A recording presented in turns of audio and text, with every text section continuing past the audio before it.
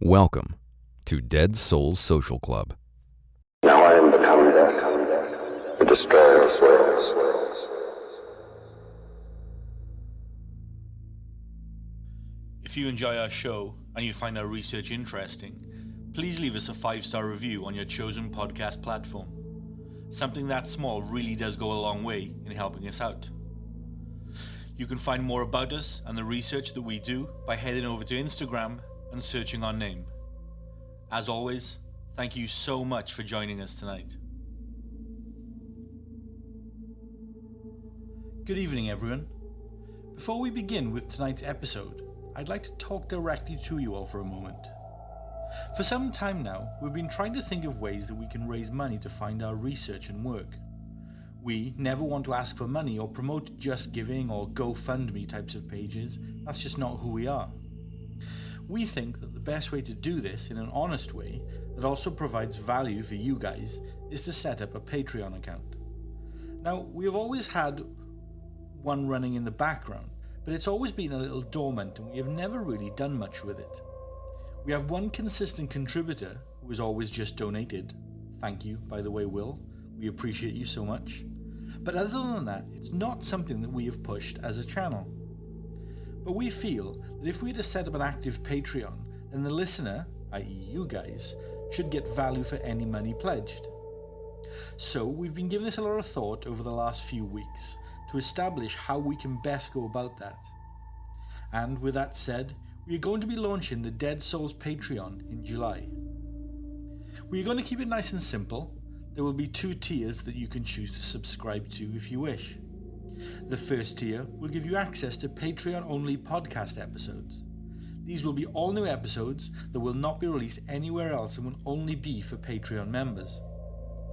By joining that tier, you'll have immediate access to all those episodes. There will be 5 on there to start with, and you'll also get new episodes as they drop monthly.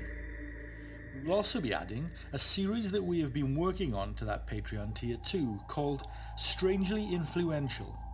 These are deep dive podcast episodes about individuals who have shaped culture in a unique way, impacted us here at Dead Souls, or have had a dark impact on the world. Some of the first episodes in that series include Kurt Cobain, River Phoenix, Charles Manson, Michael Jackson, Ed and Lorraine Warren, Harmony Korine, John Frusciante, and Hiro Onoda. And if that wasn't enough, every so often we will also be adding Patreon exclusive videos too, something new from us format wise that we are really excited to share. That's all the first tier. The second tier will give you access to all the Patreon exclusive episodes just mentioned, plus membership to a monthly Discord chat group where members of Dead Souls will hop on and talk about all manner of dark, mysterious and fringe subjects with group members. Our very own dark corner of the web, as you will. All are welcome, so let's get freaky. So, we hope that those 2 tiers will have something that each of you will enjoy, and we really hope that you will consider supporting us by joining our new Patreon. As I said, it launches in July, so keep your ears peeled in upcoming episodes for news on when it will go live and what the link to the page will be. We really hope to see you all there. Anyway, let's get on with tonight's show, shall we? Tonight's episode is a bit of an op-ed in format. It's something that my research has brought up countless times, and I thought I'd share with you all my thoughts and assessment. I hope you all enjoy and learn something tonight, and gain something informative from it. So without any further bush beating, let's get into it. Is the truth drifting away from true crime? Is true crime becoming indiscernible from Hollywood dramas or crime thrillers from your streaming service of choice? Well, have you seen the recent movie titled Boston Strangler? It's one of those quote-unquote based on a true story type adaptations starring Keira Knightley and Carrie Coon of Ghostbusters Afterlife fame. During the end credits of the movie, which tried its hardest to dramatize the real-life efforts to crack the criminal case known by the same name, there's a brief written piece that pops up on screen that addresses the fate of a convicted murderer named George Nassar. Nassar, the movie states, is, quote, still in prison in Massachusetts, unquote. Now, I don't pretend to be an expert on this case, though I have read several papers and investigative pieces about it out of general interest in the subject. Mr. Nassar's connection to the case is widely documented. So, when this narrative came on screen, it caught my attention. It caught my attention since I was pretty sure I recalled an interview from a few years back in which Nassar himself had announced that he had terminal prostate cancer.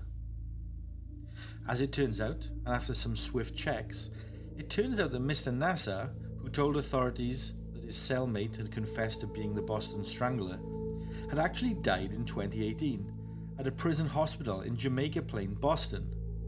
Damn it, I thought as much. As a researcher, writer and broadcaster of topics that may be conceived as true crime adjacent, I might be more sensitive to these sorts of factual errors than most people. Simple errors in research tends to grind my gears a little, but maybe that's a negative of the profession. But, personal bugbears and proclivities aside, I think a genre like true crime, a subject where detail, evidence and accuracy is paramount, should be given that extra layer of due care. Mistakes can hurt the victims. Errors can point the finger at the innocent. Inaccuracies can lead investigations down the wrong road, and reputations can be damaged or ruined entirely. The fine details are an occupation must-have, right? But these media inaccuracies are part of a troubling trend. Errors like the one in the Boston Strangler movie threaten the integrity of true crime, which as a genre has grappled with whether the stories it tells about crimes are, in fact, true in the first place. True crime has always had a volatile relationship with facts and the cultural feelings towards it. A century ago, tabloid newspapers routinely hyped up the most lurid aspects of a crime, even if there were few verifiable facts to be had. In Victorian London, newspaper photographers would fight to be the first to take the most gruesome pictures of murder victims to publish in their daily rag. One reason the Hall Mills murders of Somerset, New Jersey in 1922 remain unsolved is that the press quite literally trampled all over the crime scene, as I said, literally and metaphorically. We have always been a culture of gawkers. Indeed, during the American Civil War of 1861 to 65, local townships close to the fighting would often arrange day trips to take locals out to see the dead on the battlefield following a clash of opposing sides. Truman Capote, who is often credited with inventing the modern true crime genre with his book In Cold Blood, about the murders of 4 members of the Clutter family from Kansas, radically expanded its creative possibilities, including to resorting to making things up for dramatic effect. For those familiar with the book, its final scene in the cemetery, in which the detective visits the Clutter family's grave with the daughter's best friend, well, that was entirely invented out of thin air. Capote even landed himself in jail after he refused to take the stand because, according to a death row prisoner, Capote would have had to reveal that he'd lied about their interview too. The crime journalist Jack Olson once said of Capote's book that it made true crime an interesting, successful commercial genre, but it also began the process of tearing it down. I think that's where the issue lies. Accuracy is not the only challenge that true crime practitioners face. Janet Malcolms, the journalist and the murderer, famously explores the inherent ethical dilemmas in earning a subject's trust, especially if it's a story of violence, trauma, and tragedy. Malcolm wrote, quote, "The writer and subject relationship seems to depend for its life on a kind of fuzziness and murkiness, if not utter covertness of purpose." Given this rather colourful and anxious history, you would like to think that modern true crime practitioners would proceed with utmost care and caution, as I have just stated. But in reality, the opposite is true, unfortunately, thus plunging true crime into a credibility crisis, thanks to the pressures of a voracious market of documentaries, docuseries, podcasts and movies, all purporting to be based on real events and the appetites of the consumer. If I was to dust your delicate ears with just a few examples, I might talk about how HBO's blockbuster 2015 documentary series The Jinx, about the murderer Robert Durst was lauded for its shocking twist ending, which was later revealed to be the product of soap and careful editing. Editing, I might add, that manipulated the timeline for maximum impact. Or I might mention Making a Murderer, the highly popular Netflix series which dropped the same year and stirred a frenzy of public outrage over an apparently unjust conviction. And then, of course, it came to light that the docuseries has omitted important evidence that supported the prosecution's case and given extremely biased narrative in favour of the convicted. Factual lapses and questionable techniques, the rush to feed the public's true crime appetite has led to all sorts of slippery practices. The Netflix limited series Dharma, for example, retold a well-documented story with a new exploitative gaze, ignoring the objections of victims' family members who protested that the series was re-traumatizing their families over and over again. Indeed, with a subject like Dharma, a killer so notorious he is the subject of countless movies, documentaries, books, podcasts, YouTube content and television series, the question has to be asked, is there anything more we can learn about this case? Is there a fresh angle we can view it from? Is there any further benefit from discussing this case any further other than basic and unashamed popcorn entertainment? As the market becomes more competitive, true crime filmmakers have raced to lock down exclusive access to sources, preventing other journalists from reporting on specific stories, such as what happened in the case of a movie adaptation about the women R. Kelly assaulted. This is quite literally buying the rights to trauma and tragedy. The proliferation of true crime podcasts has led to some honourable examples of investigative journalism, however, such as In the Dark, which won 2 Peabody Awards for its re-examination of mishandled murder cases. Dead Souls, yup, us too, have dipped our toe into true crime episodes in the past. We're not claiming to be any different. But for every podcast with integrity, and yes, we do consider our show to have integrity, there are 10 more in which so-called experts speculate on infamous mysteries with far more eagerness than authority. Or indeed, at the far end of the spectrum, where true crime is made the subject of lurid internet comedians who make light of traumatic events for streaming laughs. These careless approaches have real-world consequences, as you can imagine. Richard Walter, a psychologist and self-described expert criminal profiler, was a mainstay at many notable criminal cases throughout the 1980s and 90s. His testimony led to many convictions up until his retirement in 2000. Then, in April 2023, New York Magazine published evidence that revealed him to be an alleged fraud. That's fairly concerning for those wrongfully imprisoned, I'm sure you'll agree. His credentials were allegedly faked, however. Whilst he opined in the open for decades, it seems nobody bothered to check that he was what he said he was. Walter had become an icon to many in the true crime community, glorified and championed in books and documentaries that it seems were more interested in chronicling his dramatic exploits than in the authenticity and accuracy of his expertise. For starkly similar examples, see The Conjuring and Ed and Lorraine Warren. Given a figure as egregious as Walter, it may seem ungenerous to call out an error in a movie like The Boston Strangler. After all, we tolerate and even expect a certain level of embellishment in our entertainment, even in those works that assign the infamous title, based on a true story. But this misstep illustrates how, increasingly, stories of tragedy and trauma have become simply another form of intellectual property to be put through the Hollywood machine, to be churned around, packaged, and sold for a profit. Hey, if we can buy and sell your life, your accomplishments, your successes and your death, then your trauma, agony and pain is up for auction too, right? It's become a familiar cycle. A victim or prosecutor tells the media about their experiences. The criminal case becomes a book. The book becomes a podcast. The podcast becomes a documentary. The documentary becomes a scripted limited series, and the limited series becomes a sensationalized Hollywood movie.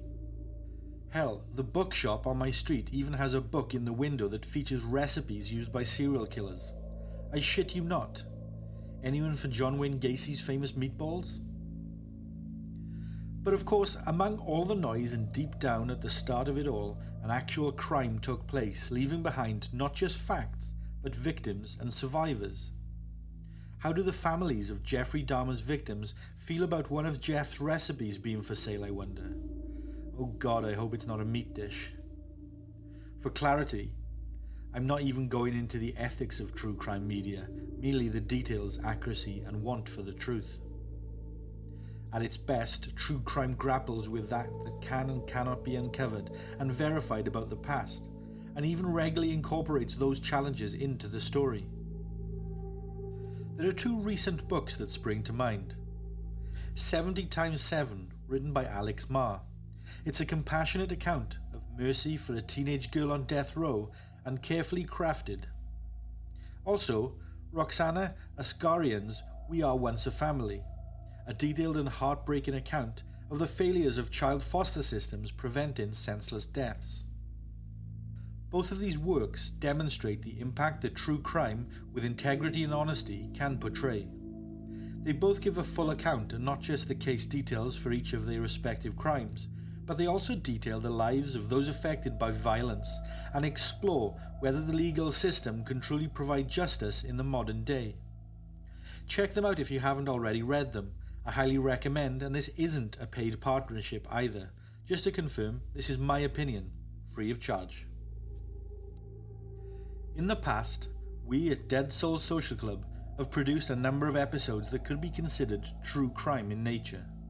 But we always strive to be honest and factual and conduct exhaustive research so that we are always clear, open, and honest in what we are communicating. We are one of the few podcasts out there who take great pride in not basing any of our research on internet-based data sources, news media archives aside, of course. We take our information from the source and refuse to regurgitate information that has been repeated through forums, comments, YouTube videos, Wikipedia articles, and other such second-hand points of origin. We are proud to have confidence in our research and the accuracy of our broadcasts. If the facts aren't there, or they're flatly wrong, or even if they're twisted beyond recognition, then true crime transforms into something closer to lurid fan fiction or a voyeuristic account of the macabre. And the entities cashing in on it are making a cynical, short-sighted cash grab. If creators want to benefit from the passing sensation of excitement of a true story, then they must honour the truth. It's the only gracious, moral and virtuous road to integrity that they can walk. If true crime practitioners give up on staying honest, accurate and doing better, and only succumb to the temptation of exploitation in the name of cheap entertainment, then that would be a true crime in itself. But, and on an equal footing, the question also must be asked, is our true crime obsession doing more harm than good? Should we feel guilty about taking pleasure or interest in true crime media? Just take a look at the most popular podcasts or the most watched documentaries on Netflix, and you will notice a stark pattern. A lot are about murder, true crime, and criminal mysteries. You know, this fascination with true crime extends beyond podcasts and Netflix though. More than 50% of Americans, Brits, Canadians and Australians enjoy true crime content, a recent study by Pew discovered. That same study also found that 35% of folks in those countries consume true crime content such as podcasts, movies, television shows and books at least once a week. Another study by the Harris Group found an even larger number to gawk at. 62% of adults reported being fans of media specifically about serial killers. This same survey found that 76% of adults consider themselves fans of true crime. It's easy to believe. Last year, I visited, I'm not ashamed to admit for the 4th time, the Museum of Death in Los Angeles. It's a great way to kill an afternoon.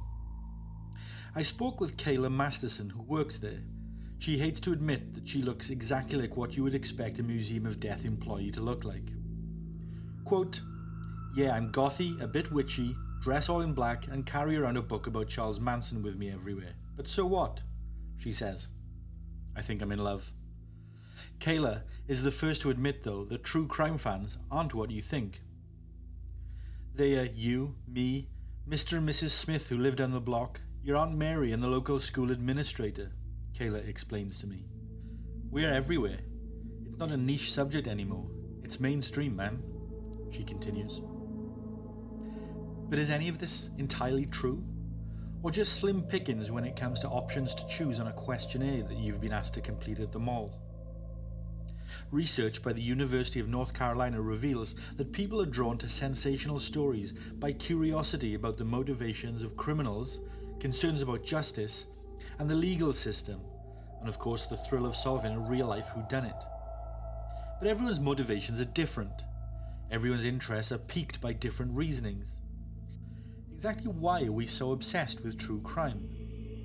Well, here are the top and most common responses from fans of the genre compiled by Harris, and also substantiated by psychology and cultural experts. Firstly, being obsessed with true crime is normal. Dr. Michael Mantell, former chief psychologist of the San Diego Police Department, told NPR News in 2009, quote, "I think our interest in crime serves a number of different healthy psychological purposes," unquote. Of course, there are limits, Mantell continues. Quote, "If all you do is read about crime, and all you do is talk about it, and you have posters of it on your walls, and you have newspaper article clippings on your desk, then I'd be concerned," unquote, he said. Shit, you should see my office. Overconsumption of true crime can have negative consequences, like the perception that crime is worse than it is, or the idea that there's a serial killer around every corner. But I find these so-called risks almost entirely scaremongering in their tone. A lot should be said for desensitization, although I'm not suggesting that's a net positive either. According to the FBI, serial murder is a relatively rare event, estimated to comprise less than 1% of all murders committed in any given year. So there's that at least. Number 2, because evil fascinates us. The true crime genre gives people a glimpse into the minds of people who have committed what forensic psychologists call, quote, "a most fundamental taboo and the most fundamental human impulse," i.e. murder. In every case, there is an assessment to be made about the enormity of so-called evil involved. The fascination with good versus evil has existed forever. It has basic religious origins that date back thousands of years. In fact, our fascination with the good versus evil process begins when we're young. As kids, we're drawn to the tension between good and evil, and true crime embodies that dynamic and our most instinctual fascination with it. Number 3, we want to know what makes killers kill. Many give the reason for their true crime obsession as the want to figure out what drives these people to this extreme act and what makes them tick. I think these were my initial thoughts on the true crime genre when I started to take an interest in the subject as a pre-teen, though it doesn't take long to arrive at the answer. An afternoon should do it. Hint, it isn't that they are just bad people or evil. Number 4, because we're trying to solve the mystery. As humans, we sure like puzzles, and true crime documentaries and podcasts jog our brains and imaginations. By following an investigation on TV, people can play armchair detective and see if they can figure out who done it before law enforcement authorities catch the actual perpetrator or spoil the reality. A professor of forensic psychology at DeSales University in Pennsylvania, Dr. Catherine Ramsland, stated in a 2016 interview with the cultural blog Hopes and Fears that, quote, "Most true crimes on TV and in books are offered as a puzzle that people want to solve. They are stacked with cliffhangers and twists, enticing the follower. Those puzzles are a challenge for the brain, and figuring them out provides closure and a sense of achievement." Over the past decade or so, true crime, that once niche genre of storytelling that spins real-life crimes into entertainment, has become an international obsession. I mean, in many ways, that's lucky for us too as a podcast, right? Whilst we aren't strictly a true crime show, we do dabble. Fun fact, Dead Soul Social Club actually started life as a blog in 1997. I started writing it, hoping to share my interest in the strange, dark, weird and macabre. We got about 10 visitors a month before I retired the blog in 2001. I guess the appetite wasn't as prevalent back then, shall we say. But is what a lot of true crime content and what it has evolved to be, with its tendency to romanticize the art of the scam and to sensationalize grisly murder, actually any good for us and our psyche? Or does the genre more shine a light on the horrors visited on society's vulnerable and the flaws of the criminal justice system? These are some of the questions I asked when I set out to write this episode. The rise of true crime. So, as I discussed earlier, many point to Truman Capote's journalistically questionable non-fiction novel, In Cold Blood, as the origin of the modern true crime era. Personally, I feel that the biggest catalyst to the genre was 1974's Helter Skelter by Vincent Bugliosi and Kurt Gentry, the story about the Manson family murders. It's still the biggest selling true crime book of all time. Also, the hugely popular 2014 podcast Serial is likely the most recent and proximate cause of the genre's current boom. Historian Jay Wiltenberg says the public has been fascinated by crime stories for centuries though. Before the Age of Enlightenment in the 17th and 18th centuries, many thought human nature was inherently depraved and the most sinister threat was the devil inside us, not an assailant around the next corner. Although, that said, there has long been a thrill to witness morally transgressive behaviour and a desire to protect oneself from its harm. What distinguishes contemporary true crime is its sheer ubiquity. There are entire cable channels and an endless churn of documentaries and podcasts that tackle every angle and flavour of crime and the criminal, while social media offers fans a way to participate, while also sharing their views and surface research. I say surface because, for the most part, this sort of Reddit or Facebook quote-unquote research rarely ventures past facts that are shared via Google and simple search results. A quick consideration: the case of Gabrielle Petito from 2021. You remember the 22-year-old emerging travel influencer who disappeared while on a road trip across the United States with her fiancé. Her disappearance and ultimate death prompted a torrent of media coverage that rarely happens for the hundreds of thousands of other people reported missing each year in the United States. If you recall, it became the latest social media whodunit, as online armchair detectives tried to solve the case themselves without actually leaving the house. Though, one particular armchair detective may have actually ended up helping to locate Gabby's remains. But let's not even discuss the current situation with Jay Slater and the internet frenzy around his disappearance. In fact, out of respect, and as the case is ongoing and there is no evidence of his death or any foul play at this point, I won't go into that case any further.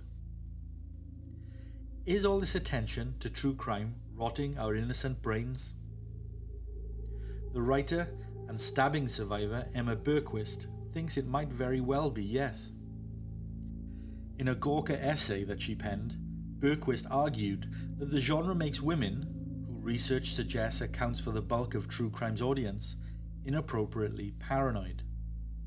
Berquist claims that, quote, true crime's effect on its primarily female audience is akin to how Fox News raises our grandparents' blood pressure, thus keeping them in a perpetual state of fear. Unquote. Berquist also adds that with the exception of the rise in murders since the COVID pandemic, major crime has been steadily decreasing for decades. After all, the age of the serial killer is very much over. Quote, being in that state of hyper-awareness, especially right now when we're already so divided and distrustful of one another, well, I don't think that's healthy. Berquist states. Fair points. Berquist also fears that true crime's entertainment value obscures the harm it can do to real people by inspiring vigilantism, citing as an example of her point, again, the Petito case. I don't think it's a normal thing to comb through a murder victim's Instagram. That's such a violation, Berquist feels. Though it's also a morbid curiosity that comes with human nature, in my particular view, based on basic psychology. When true crime fans feel deputized to solve crimes, due process can become a secondary concern though. With Gabby Petito, for example, the court of public opinion started to convict her fiancé, Brian Laundrie, long before the true story could be told by anyone who actually knew what happened. To be clear, this isn't a Laundrie defense piece, no sir, just hard facts. To quote Jean Murley, a true crime researcher and expert from Queensborough Community College in New York, "We are a nation of crime experts now." Indeed, a social media storm of users accusing Brian Laundrie of murder almost certainly contributed to him disappearing and since being found dead. The cause ultimately inconclusive, of course, but an element of face value and surface accountability does fall in a certain group's direction, irrespective of whether the speculation was right or wrong on their parts. Critics of the genre also say it entrenches the flaws of America's criminal justice system. We know that men of colour are disproportionately the victims of violent crime. True crime retains an outsized focus on violence against white women, however. Criminal defense lawyer and law professor at the University of Denver, Lindsay Webb, identifies focus from older danger narratives that used white female victimhood to cast people of colour as inherently criminal. Today's true crime narratives have mostly white male perpetrators, but Webb still sees them as reinforcing the notion of the prison system that expanded in the 1970s and has since made the United States the world leader in incarcerating its own population. In with that population is the stark reality of black Americans being imprisoned at nearly 5 times the rate of white people. Wait a second. What are we perpetrating here? Webb asks. Stop and think about that number, and think about the reality of what it means. But in defense of true crime, like all genres of storytelling, there is good and bad true crime, of course. Balance and fact when the media publish and pursue a narrative that it's ultimately wrong about. Maybe docuseries like I'll Be Gone in the Dark, The Keepers, or Atlanta's Missing and Murdered can be held up as having a solid stance in the current offerings and evidence of the former. But for each of those, you also have your Tiger King, the Netflix series about Joe Exotic, as an example of the latter. Is it mean to use the term trash crime or tabloid crime? I don't know about you guys, but to me Tiger King very much gives the vibe of, oh hello, here's some people who live outside the socio-economic standard that we think of in coastal America or cosmopolitan Britain. So let's stare and laugh at the yokels. After watching an episode, it very much feels like you've just read a Daily Mail article as your daily news intake. You are sure that there are some facts in there somewhere, but you feel like you need a shower after wading your way through all the other crap that it comes peppered with.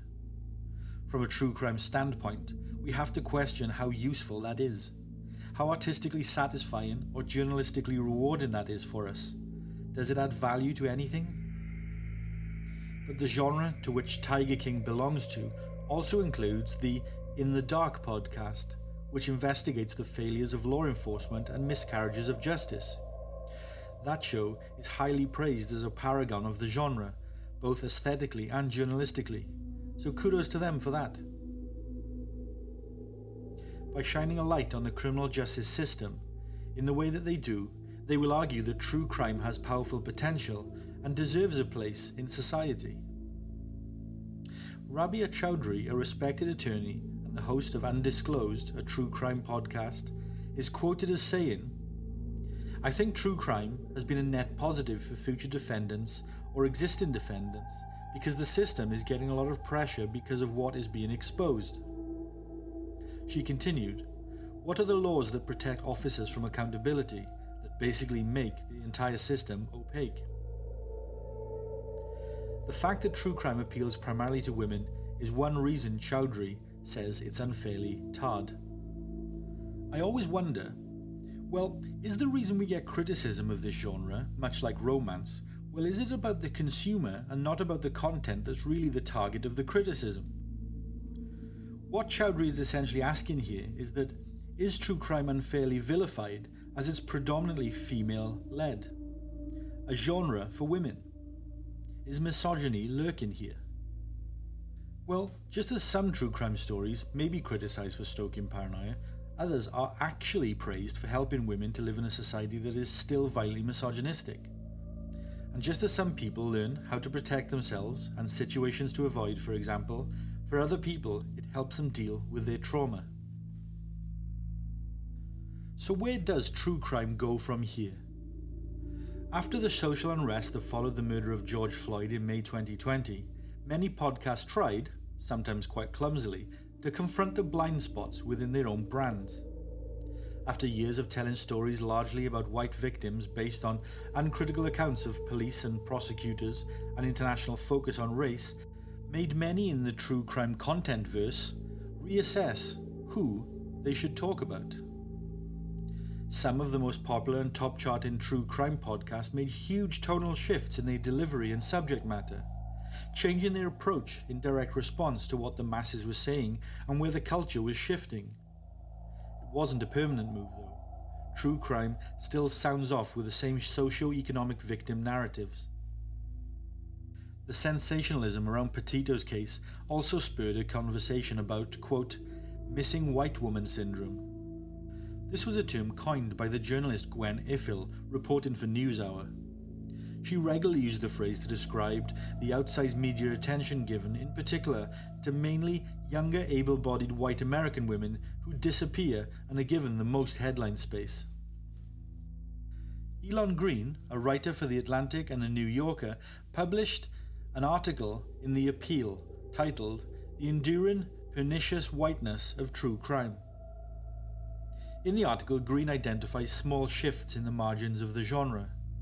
The fact that people are even asking these questions and talking about missing white woman syndrome is new, Green states.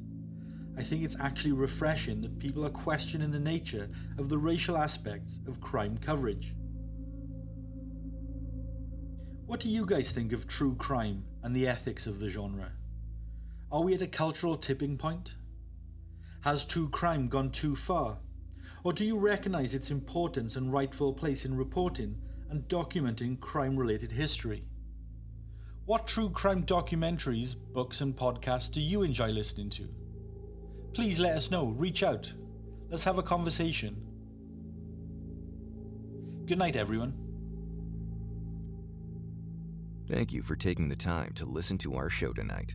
Be sure to leave us a 5-star review on your chosen podcast platform and subscribe to our show so that you never miss an episode.